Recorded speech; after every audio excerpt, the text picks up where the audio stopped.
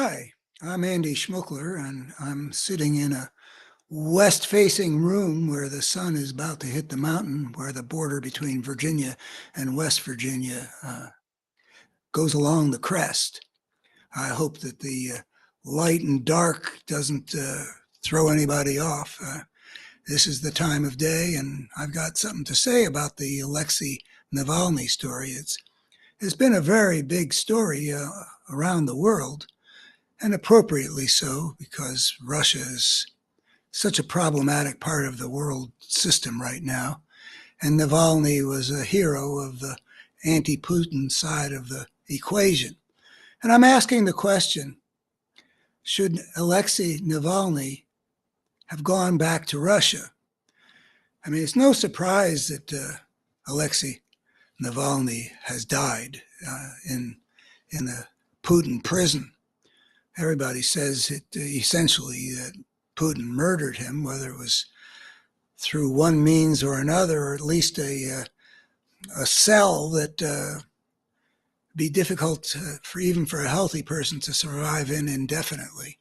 But one way or another, it's not a surprise that he died.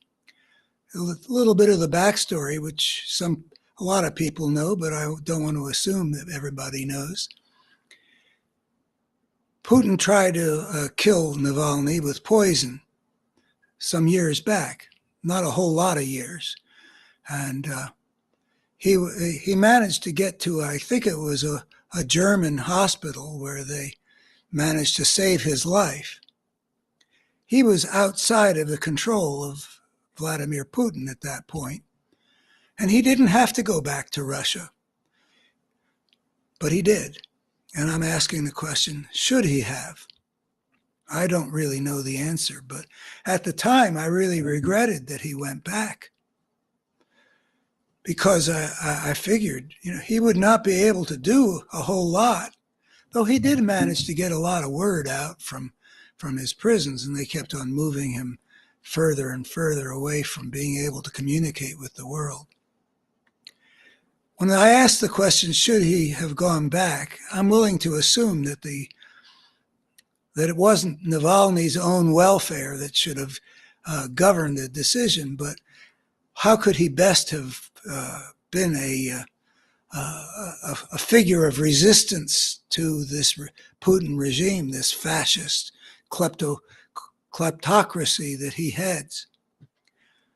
I don't know the answer, but I noticed that there's another Russian victim of Putin who Putin tried to kill a couple of times. I've got his name written down here, Vladimir Karamurza, and I saw him on TV several times in the recent years, and he also went back, and he also now is in prison, and I don't know how long he's going to survive. So the fact that both of them made that decision suggests that they would have an answer to the question why they're going back. I still kind of wonder. I mean, maybe being a martyr makes the resistance more powerful. I think of the scene in the first Star Wars movie where Obi-Wan Kenobi is battling with their lightsabers against Darth Vader. He says to Darth Vader, "If you kill me, I will be more powerful than you can imagine," or whatever it is he says. But and he lets himself. There's a moment where he just lets Darth Vader kill him. And I think he waits until he knows that Luke Skywalker can see him. Well, the world could see what Putin is doing. I don't know what good that does, but, they may have had some idea of how that would strengthen the resistance to Putin. Navalny's wife has now arisen as his heir and has spoken to the world, and I still don't know.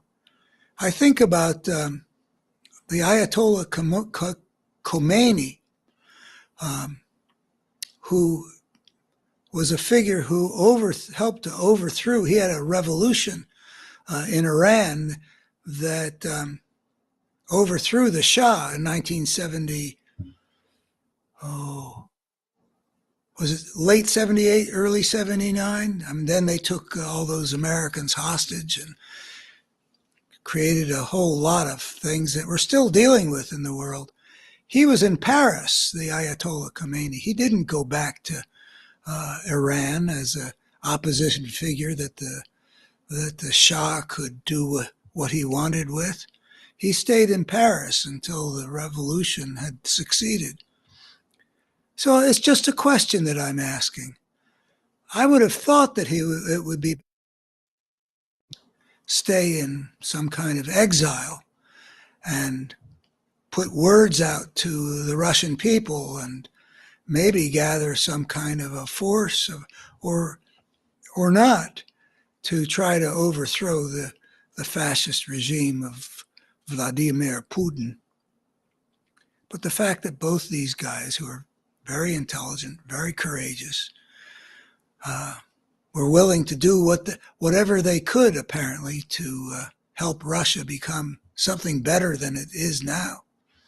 The fact that they both went, made the same decision, put themselves in the mercy of Putin, tells me that maybe the situation in Russia calls for that. But it's not clear to me why it was better to become a martyr than to stay away and, like the Ayatollah Khomeini, overthrow a hated regime from the outside. Just wondering. Anyway, I will be back here to live stream at my regular scheduled time, 11 in the morning Eastern. I will begin, as I always do, talking about something in the small picture. I'm thinking about maybe talking about the blood on the hands of this Trump party, the Ukrainian blood on their hands.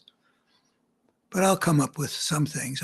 I want to show that I do know something about the things that people are thinking and talking about as a way of trying to gain credibility for talking about what I most want to talk about, which is a better human story, which is a big picture thing, which I think could be valuable if I could get it out into the world.